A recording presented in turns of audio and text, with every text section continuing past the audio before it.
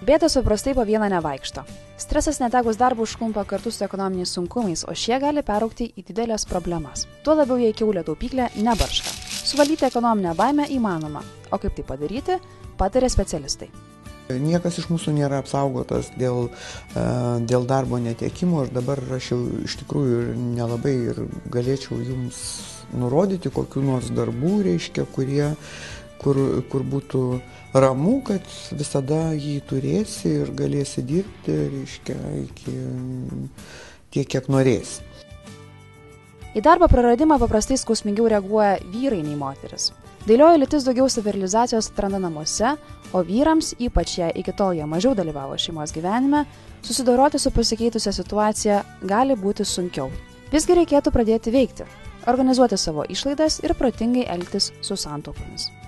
Netekus darbo tikrai labai svarbu nepradėti, liaudiškai tariant, dykadoniauti ir gulinėti ant sofos. Tai vienas iš tokių dalykų, ką mes rekomenduojame ir kaip taupyti, tai atsisakyti tos pačios televizijos, o geriau skirti laiką ir susidėlioti savo dienos grafiką taip, kad ieškausi darbo ir dirbu tam tikrus darbus namuose, kuriuos privalau padaryti.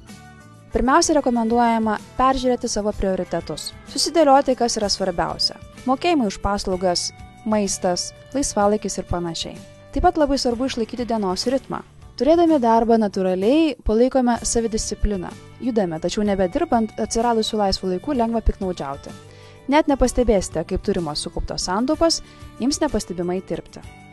Iš tiesų mes turėtumėm kiekvienas pasidaryti tokią finansinę inventorizaciją netekus darbo, kokį aš turiu turtą, kokius turiu įsipareigojimus, kokias turiu santaupas ar ne, ir pasidėlioti truputėlį planą, bent keletą mėnesių į priekį, kaip aš dabar gyvensiu, nes įpročius keisti yra labai sunku.